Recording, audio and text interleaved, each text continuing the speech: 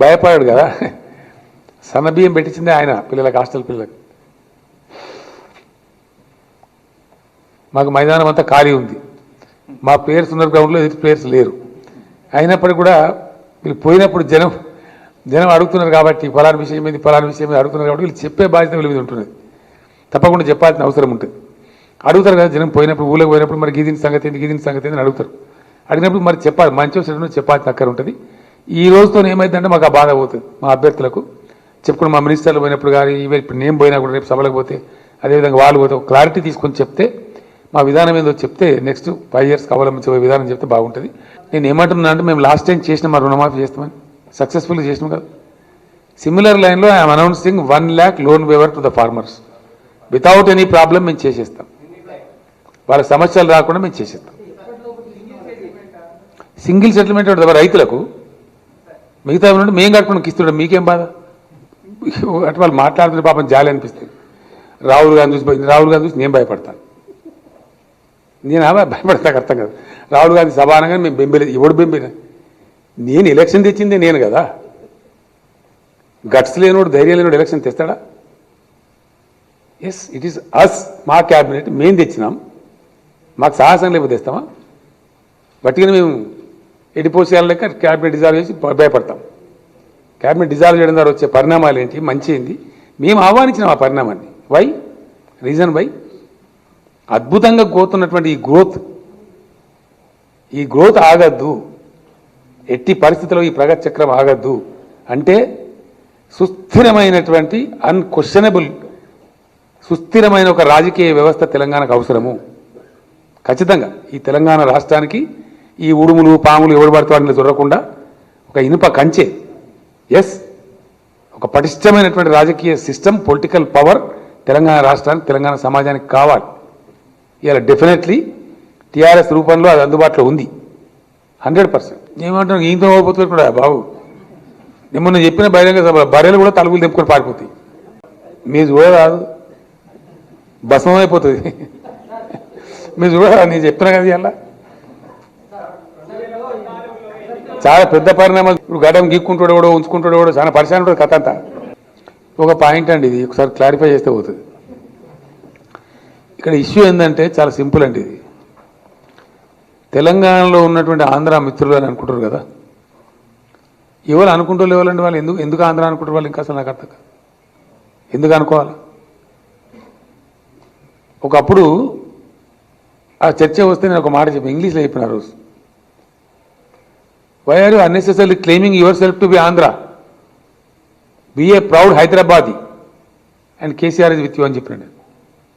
అప్పుడు ఇంగ్లీష్లో చెప్పిన వాళ్ళు వాడితే 70 ఏళ్ళ కింద వచ్చారండి బాన్సువాడ ప్రాంతంలో. వాళ్ళు ఇంకా మేము ఆంధ్రలో అనుకుంటారా? ఎందుకు అనుకోవాలి వాళ్ళు అసలు? What is the reason? ఇక్కడ ఉన్నటువంటి ఆంధ్ర నుంచి వచ్చి సెటిల్ అయిన మిత్రులను నేను ఒకటే మాట చెప్తాను, claim your self as Telangana heights, don't brand your self as Andhra's. ఎన్నిసార్లు చెప్తామంటే దీనికి వాళ్ళు కొన్ని లక్షల సార్లు చెప్తున్నాం మేము. తెలంగాణలో ఉన్న బిడ్డలందరూ మా వాళ్ళే ఉందా అనండి. ఇప్పుడు 4 సంవత్సరాలు ఈ ఉడుము చంద్రబాబు నాయుడు అనే ఉడుము రాకముందు ఈ సమస్య వచ్చిందా? గత 4.5 ఏళ్ళ ఆ వాసన కూడా ఉందా తెలంగాణలో? ఇలా వచ్చి శాంతంగా చక్కగా ఆనందంగా అన్నదమ్ముల్లాగా బతికేటువంటి ప్రజల మీద కుర్రాయి పెట్టడానిక మీరు గారా జర్నలిస్టులు? మీకు విచక్షణ లేదా? మీరు రాయి వార్తలు? Is it inevitable? ఇదే చంద్రబాబు నాయుడు అండి గ్యాంగ్ ఏం ప్రచారాలు చేసినండి? మీ ఆస్తులు గుంజుకుంటారు, మిమ్మల్ని కొడతారు, మిమ్మల్ని తరిమి కొడతారు. కొట్టినరా వాళ్ళని? తరిమి కొట్టినరా? ఎన్ని అపోహలు క్రియేట్ చేసినండి? ఎలక్షన్లో వీళ్ళు చేసిన దుష్ప్రచారం ఏంది? ఇవాళ మళ్ళీ దుర్మార్గమా ఉడుములాగా వచ్చి ఇక్కడ మంచిగా బతుకుతున్నది. ఇక్కడ పాపం ఆంధ్ర నుంచి వచ్చిన వాళ్ళు, తెలంగాణ నుంచి అసలు ఆ భేదం ఉందా? పాటించింది ఎక్కడన్నా? టీఆర్ఎస్ పార్టీ కానీ, గవర్నమెంట్ కానీ, తెలంగాణ ప్రజలు కానీ ఎంత గొప్పలండి? ఎక్కడన్నా నచ్చిందా ఆ మాట? మీరు చెప్పండి, జర్నలిస్టులు వచ్చిందా? మీరు చూస్తలేరా సమాజాన్ని? నీ చిల్లర రాజకీయ అవసరాల కోసం నువ్వు వచ్చిన కుర్రాయి పెట్టి లేని అపోహలు చేస్తావా? ఇక్కడ ఉన్న ఆంధ్రులను అభద్రత గురి చేస్తావా? ఎంత దుర్మార్గం అండి ఇది, నాకు అర్థం కాదు.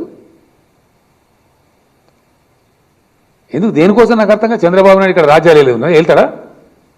చంద్రబాబు నాయుడు గవర్నమెంట్ డిపాజిట్లు వస్తాయి అసలు? అంత పిచ్చోళ్ళ తెలంగాణ అంత బేరగా ఉన్నారా? యూ టేక్ ఇట్ ఫర్ గ్రాంటెడా? ఇదివరకే ఒకసారి వచ్చి నీకు లేని మెజార్టీ లేని కాడ వచ్చి నువ్వు ఓటుకు నోటు కేసు ఇరుకపోయినావు ఇప్పటికే. ఇంకా సిగ్గు బుద్ధి రావద్దా? మేము అన్నామండి అంటున్నామా? నిజంగా మేమంత దుర్మార్గులం అయితే ఆంధ్ర వాళ్ళ మీద మాకు వ్యతిరేక భావమే ఉంటే ఈ 4 ఏళ్లలో ఎన్ని గడపలు అవుతుండే? అసలు ఆ వివక్ష కానీ ఆ వాసన కానీ ఉందా మా ప్రభుత్వంలో కానీ మాకు కానీ? అసలు తెలంగాణ సమాజంలో లేదు అది. లేని దాన్ని బచ్చేయాలి నువ్వు. ఎస్ నిన్ను వ్యక్తిగా అంటాం, బరాబర్ అంటాం మేము. నువ్వు your A political leader, your subject to criticism డెఫినెట్గా. నువ్వు వచ్చిన రాజకీయం చేస్తే నీ దగ్గర నువ్వు ఒక వాగ్దానం నెరవేర్చలేదు, నీ మేనిఫెస్టో ఇంప్లిమెంట్ చేయలేదు, నీ చక్కదనం లేదు, ఇంకా నువ్వు ఈడచ్చి ఎలుగు పెడతావా? నీకు లేదా పొలం దున్నుకుంటే? ఇవాడ ఎలుగులు వెళ్ళినాయి 6 ఎలుగులు ఆంధ్రలో అని వచ్చి వెలుగుతావిడ. సామాన్య మానవులు చెప్తున్నాను టీవీలల్లా. ఇప్పుడు పొద్దున్న లేతాడ లా అండ్ ఆర్డర్ ప్రాబ్లం. నువ్వు ఈడ పరిపాలన చేసినాడు ఎన్ని మాటల కర్ఫ్యూ, ఎన్ని మాటల మత కల్లోలాలు, 4.5 సంవత్సరాలు ఉందా? ఎవరైనా చంపిండా? నువ్వు పెట్టిన దుర్మార్గాలని పోతున్నాయి కదా అంతరించి. నువ్వు పెట్టిన పేకాట క్లబ్బులు పోయినాయి, నీ జూదాలు పోయినాయి, భూముల కబ్జాలు పోయినాయి, వేట కొడవలు పోయినాయి, హైదరాబాద్ నుంచి మాయమైనాయి.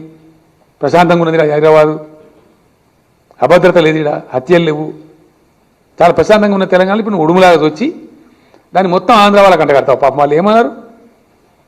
తెలంగాణలో ఉన్న ఆంధ్ర వాళ్ళకు శని చంద్రబాబు నాయుడు నేను చెప్తున్నా డెఫినెట్గా. ఎందుకండి ఆయన ఏమవసరం ఉంది? ఆయన అవసరమైంది, ఆయన వచ్చుడైంది, ఇక వచ్చి దాన్ని మొత్తం ఆంధ్ర వాళ్ళకి ఆపాదించడు. ఇక్కడ ఎంత దుర్మార్గం అండి ఇది. Too much is. I'm sorry, I'm once again appealing.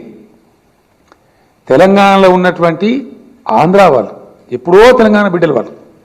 నేను 100 సార్లు చెప్పిన, 1000 సార్లు చెప్పిన, టీవీ చర్చలలో చెప్పిన, పేపర్ స్టేట్మెంట్లలో చెప్పిన, ఎలక్షన్ల సందర్భంగా చెప్పిన, వీళ్ళు దుర్మార్గులు అండి. ఇదే చంద్రబాబు నాయుడు, ఇదే కాంగ్రెస్ వాళ్ళు. మీకు జ్ఞాపకం ఉంది కదా, ఉత్తమ్ కుమార్ రెడ్డి ఏం మాట్లాడినండి జిహెచ్ఎంసీ ఎలక్షన్ తెల్లారి? చాలా దుర్మార్గంగా క్రూరంగా మాట్లాడాడు. ఈ ఆంధ్రోళ్ళు మాకు మోసం చేసిన ఓటు లేదని మాట్లాడు, ఆంధ్రోళ్ళు అని మాట్లాడాడు. మేము మాట్లాడలే, మీకు ఆ బాధ లేదు అసలు. ఆంధ్ర నుంచి వచ్చి ఎప్పటి నుంచో ఉన్నారు ఇక్కడ. వాళ్ళు కొంత రాజకీయ ఆసక్తి ఉన్న రాజకీయ నాయకులు ఉన్నారు. మేము డినై చేస్తలే వాళ్ళ ఆపర్చునిటీస్. మా ఉన్నత్యం, మా ఉందతనం చూడండి. 12 మందికి మేము కార్పొరేటర్లు ఇస్తే 12 మంది గెలిచిందండి. That is the greatness of Telangana. 12 మెంబర్స్కు మేము డిఫరెంట్ క్యాస్ట్లు సార్ మేము ఉన్నాము, మాకు ఇవ్వండి ఇక్కడ అవకాశం అంటే ఇచ్చినాం. సగర్లకు ఇచ్చినాం, కుప్పలవెలుమలకు ఇచ్చినాం, అనేక ఇతర వాళ్ళకు కూడా ఇచ్చినాం. 12 మంది కార్పొరేటర్స్ ఉంది హైదరాబాద్ జిహెచ్ఎంసీలో. Is it not a fact? Is it not on record? ఇవాళ కూడా దాదాపుగా 8 మంది ఎమ్మెల్యేలకు ఇచ్చినాం. మాకు ఆ భేదం లేదు. నువ్వు వచ్చిన కొరాయి పెడతా, ప్రశాంతంగా బతుకులు ఒక రాయేస్తా ఇదానండి. ఇక్కడ దయచేసి మళ్ళీ అప్పీల్ చేస్తా ఉన్నా, ఆంధ్ర నుంచి వచ్చే వాళ్ళైతున్నారో మీరు ఆంధ్ర అనే భావం విడనాడండి. మీరు తెలంగాణ గౌరవనీయమైనటువంటి citizens. You are the most respectable citizens of Telangana.